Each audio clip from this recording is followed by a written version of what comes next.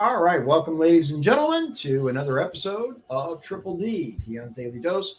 This is Face to Face with Dion and Shawn. I am Dion. And I am Shawn. And today we are going to have the wonderful opportunity to listen to Merrick Garland. No, I'm just kidding. Well, all right, look. So they're pulling the same bullshit that they pulled before, which is Russia. Russia's interfering in our elections. Russia's doing this. Russia's doing that. So what we're going to do, we're going to play you the press conference. We haven't seen the entirety. We've seen some clips of it, but we've not seen the entirety of it. It's like 30 minutes long, 32 minutes and 10 seconds. I'm going to try really hard to hold on to my sanity while watching this, even though, like, oh, dude, Garland just infuriates me. But it is important. It's important for us to stay informed, and it's important for us to know what's going on. And I suspect, again, I haven't seen the entirety of it, but I suspect that they're going to attempt to use this to frame, once again, a Russia narrative. Let's get into this, and let's see what we have here. Here we go. This is from PBS News, and the title, it's down here, Watch Live, Garland announces actions to combat Russia's alleged election disinformation efforts. Here we go. Good afternoon, everyone.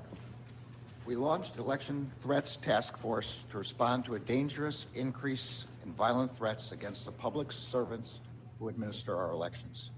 We did so because countless Americans were enduring terrible threats simply for doing their civic duty. And we did so because threats to election workers constitute threats to our democracy itself. In just a few minutes, the task force here will meet to discuss its continuing work in advance of the upcoming election. Okay, I'm going to stop it here real quick because I do want to clarify something. If I don't care what you think about the election, right? If you think it's all legit, the most secure election in history, if you think it is all a sham, you can't be threatening people. Yeah. Stop it. Like, dude, come on, man. Like, These are people just trying to do their jobs. Most election workers are just like you and me. They're regular people that are trying to help out on election day. Stop it. Like, I don't know who this message needs to go out to, but if you're a viewer of mine and you're acting like this, stop it. But before we begin, I want to address the tragic shooting that occurred this morning at a high school in Winder, Georgia. We are still gathering information, but the FBI and ATF are on the scene, working with state, local, and federal partners. I'm devastated. That's where the audio was okay before. The audio was good. Now it's got this weird background hum or something. It's not us. It's the source. So just FYI, hopefully it clears up. For the families who have been affected by this terrible tragedy, the Justice Department stands ready to provide any resources or support that the Winder community needs in the days ahead. Before I get to the work of the task force, I also want to announce two major law enforcement actions that the Justice Department is taking that are separate from the important work of this task force. Who is that on the right? That's Christopher Wray. That's what I thought. I was like, is that Ray? It is. I only could see half of his face. Yeah, the FBI director. Yeah, okay. But our I don't know who the woman is effort to protect on the other side. Elections from unlawful interference of any kind. I think Deputy Attorney General. That could something be NACO. First, this morning we unsealed an indictment in the Southern District of New York of Konstantin Kalashnikov and Elena Afanasieva, two Russian-based employees of RT, a Russian state-controlled media outlet. They are charged with conspiring to commit money laundering and to violate the Foreign Agents Registration Act.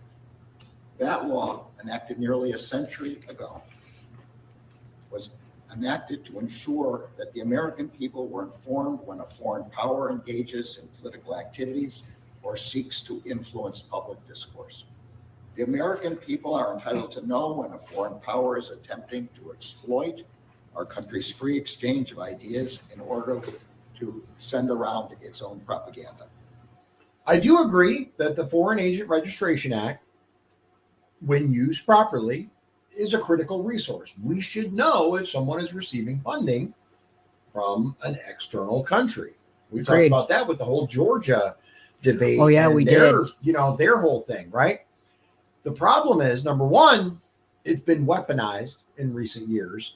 Number two, it had been decades, if not longer, that anything had been prosecuted under that.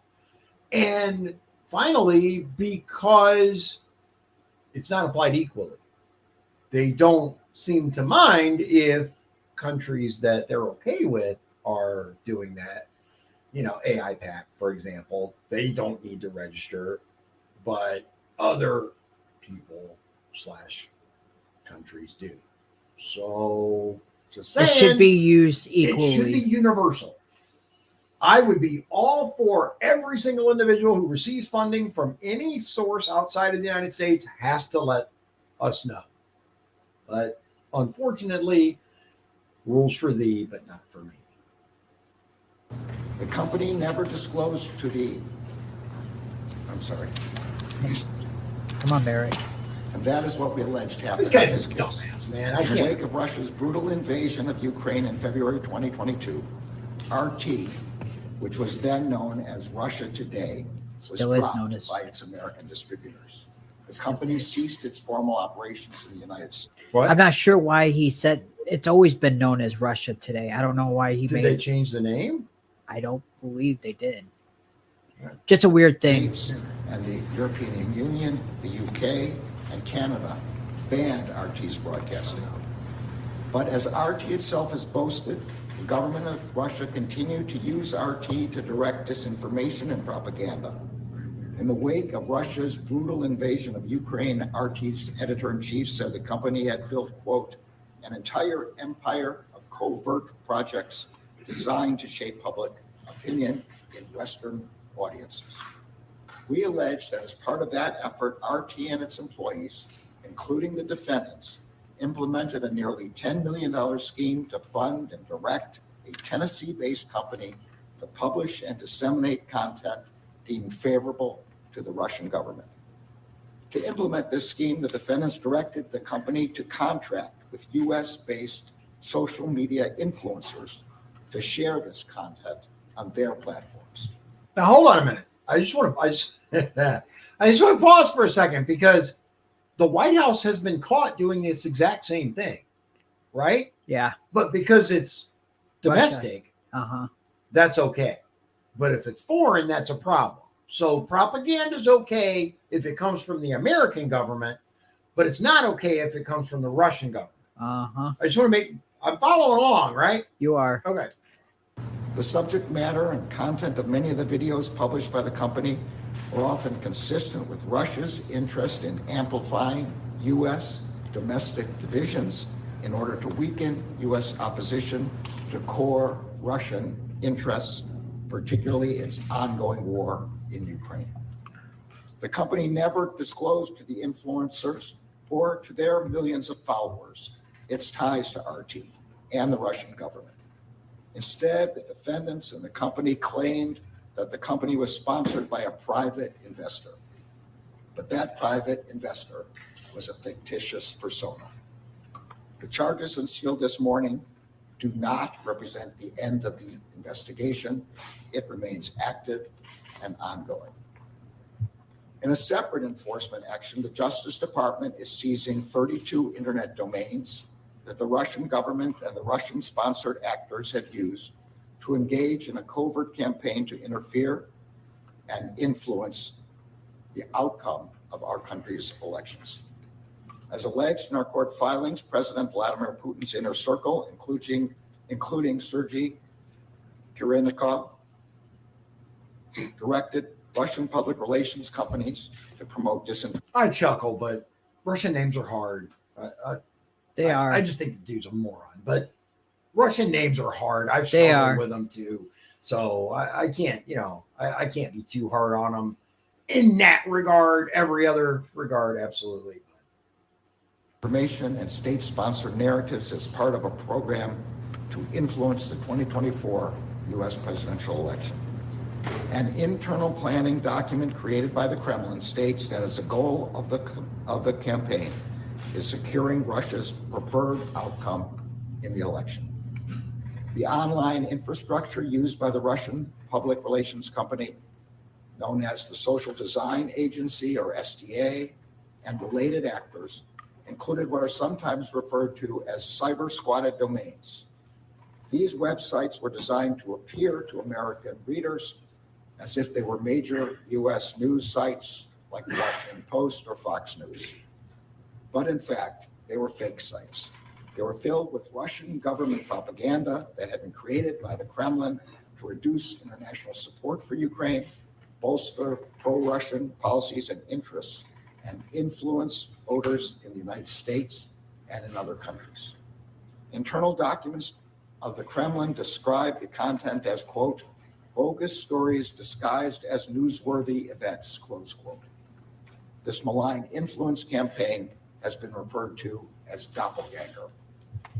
The Russian public relations company drove viewers to these websites by deploying influencers and paid social media advertisements.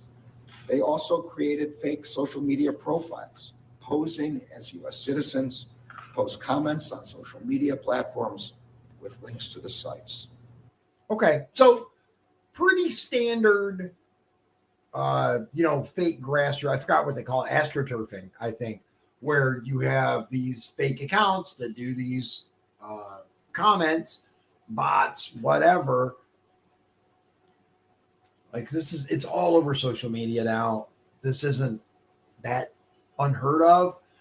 And again, the White House itself engages in this bullshit. So do our so-called mainstream media news.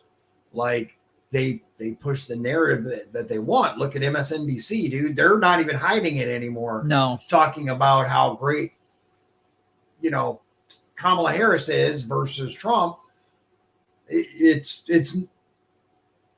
doesn't even masquerade as news anymore. It's pure propaganda.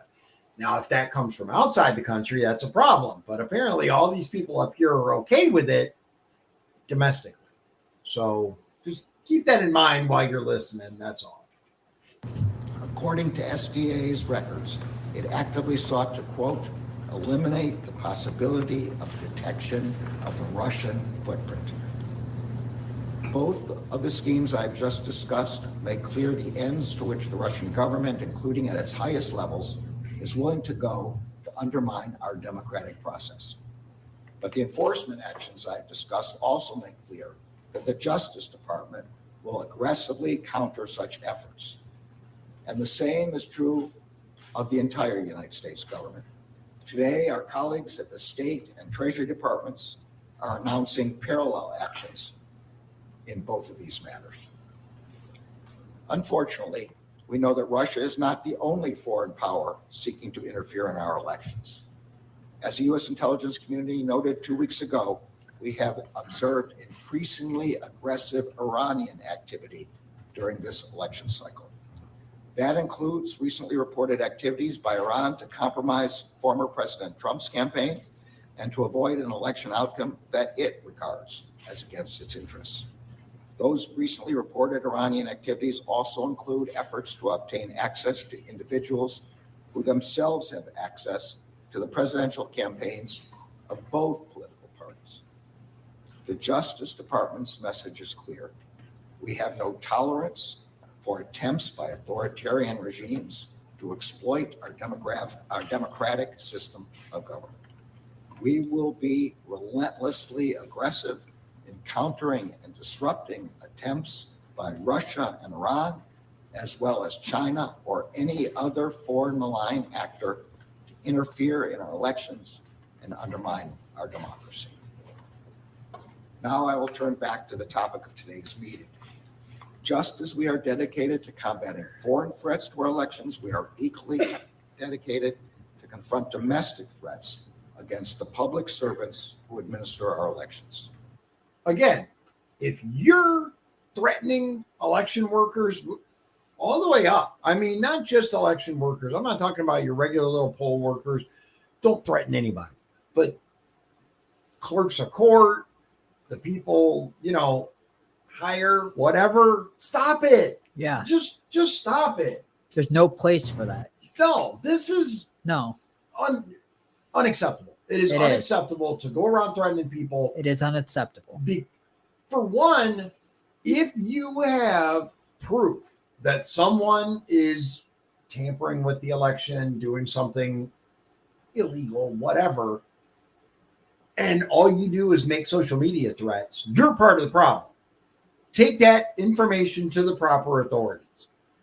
Don't sit there and threaten people. Dude, like, people, what is it Mike Tyson said? People have gotten way too comfortable with running their mouths because they haven't been punched in the mouth or something like that. He said something of that sort. But people have become way too sensitive or way too free on social media. They haven't been punched in the mouth or something like that. Some people out there really, really need to just get nailed in the mouth. They really do. They just need what? And you know what? It's a quick attitude adjustment. It really. Have you been punched in the mouth? I have not. I have been punched in the mouth. I'd rather not. Yeah. But I'm assuming that you're not out there saying stupid shit on social media, right? There are many people. There's a lot of trolls. There's a lot of trolls, and there are a lot of people who just don't know how to act. They have never had to deal with the consequences of their own actions. Their parents have covered for them, have made everything okay. They do whatever they want, and the parents just make it all right. There are some things that your parents can't save you from. You need more of that. You need more of those consequences, in my opinion. Since the 2020 election, we have seen an unprecedented spike in threats against the public servants who do administer our elections. Election officials, workers, and volunteers in communities across the country have been targeted with heinous acts and threats of violence. Let's not forget that the left, and not as an entirety or a united entity, but individuals, like it always is, right, were threatening electors if they voted for Trump. Remember 2016, that? Yeah. I remember that. Yeah. The following are a few examples of successful enforcement actions that the Justice Department has taken over the past year. In New Mexico, county commissioners and other elected officials were targeted with a series of shootings that the department has alleged in court papers were organized by an unsuccessful candidate for the state legislature who claimed that the election had been, quote, rigged against him. And your answer is to pop some rounds off? Like, maybe it's good you didn't win, dude, because you need to stay your ass out of the halls of power if that's your response. Yeah, that's crazy. At least 3 of the shootings occurred while the intended victims or their children or their family members were at home. Bruh. In February, 2 shooters who we alleged were recruited by the candidate pled guilty to carrying out the attacks. In March, the candidate himself was charged in the 13-count superseding indictment. In Arizona, a man sent a state election official a bomb threat warning that if she did not resign within 2 days, quote, the explosive device impacted in her personal space would be detonated. In March, the man was sentenced to 3.5 years in prison for making that threat. Good. In Maricopa County, Arizona, an elections official, a county attorney, and their families were threatened by a defendant who called for, quote, a mass shooting of poll workers and election officials in precincts he believed had, quote, suspect results. His revolting comments included, quote, dead children burn into the memories of people. Bruh, that's messed up. That is. Attorney who had been targeted later reported violence that is he, never his the wife, answer. Or children had been assigned round-the-clock protection and issued body armor in response to the threat. And the elections official who was targeted said in a victim impact statement that, quote, while I am the person directly threatened by this case, The impact of such threats is felt by a much larger community. I agree with The that. thousands of committed election workers who Yeah. operate our democratic processes. When threats are made against any election worker, the impact reverberates throughout the entire community. Yeah. That defendant was sentenced to 3.5 years in prison. Okay. In recent months, our enforcement actions have continued. In July, we secured the guilty plea of an Alabama man who repeatedly threatened to kill Maricopa County election workers and officials. In one particularly chilling message, he said, quote, "You better not come in my church, my business, or send your kids to my school. You are stupid if you think you are safe." His sentencing is scheduled for next month. Also in July, the Justice Department secured a 14-month sentence for a man who sent a death threat to a Michigan election worker. In a voicemail, he said, quote, 10 million plus patriots will surround you when you least expect it. And he added, we'll kill you. Less than 2 weeks ago, we charged and arrested a Colorado man for allegedly threatening the lives of election officials, judges, and law enforcement officials in both Colorado and Arizona. All I'm going to say, two things actually. Number one, if you threaten someone, you should be prosecuted. Number two, it should be a consistent enforcement. Many of the individuals that threatened the Trump electors, those cases were thrown out. As a matter of fact, I'm not sure if any actually went all the way to trial. I don't know. I'm not sure. I know that the media didn't tell us much after it. If you're going to pursue charges, make it consistent across the board. I'm all for it. Act right. It's not okay, dude. You don't have the right to threaten another person's life. No. Number one, stop it. Number two, nobody does that. Nobody who is serious about carrying out something does that. Don't be that guy. Let me make sure I'm clear. Don't be the next level to that. But what are you proving? Other than getting yourself in trouble. And that you're looking like an idiot. Yeah, you look like a moron. You do jail time. Yeah. Your family, has to go, oh, God, yeah, that was Uncle Rick. Uncle Rick's an idiot. I mean, what are you doing? Yeah. As I've said nothing. before, No. and I will reiterate again today, these cases are a warning. If you threaten to harm or kill an election worker or official or volunteer, the Justice Department will find you. Good. And we will hold you accountable. Good. Where was In that democracy, seal for the Trump election? Vote, Threats. argue, and debate, often loudly, in order to achieve the policy outcomes they desire. And the Justice Department will continue to relentlessly protect the rights of all Americans to peacefully express their opinions, beliefs, and ideas. But the promise of our democracy is that people will not employ violence to achieve their preferred outcomes. The public servants who administer our elections must be able to do their jobs without fearing for their lives. That is why this task force has been marshaling the full resources of the Justice Department to aggressively investigate and prosecute threats targeting election workers, officials, and volunteers. And we will continue to do so in the months ahead when the task force will build on the partnerships with state and local election officials and law enforcement officials tasked with protecting them. Since March, the task force has participated in more than 25 convenings, engagements, trainings, tabletop exercises, including both with our law enforcement partners and with our partners in the election community nationwide. Over the next several weeks, task force representatives will be on the ground meeting with election workers. And in early November, both in advance of and after Election Day, the FBI will be hosting federal partners at its headquarters command center to address events, issues, and potential crimes related to the elections in real time. Election officials and administrators do not need to navigate this threat environment alone. We are here to support them and to make sure they can safely carry out their critical work.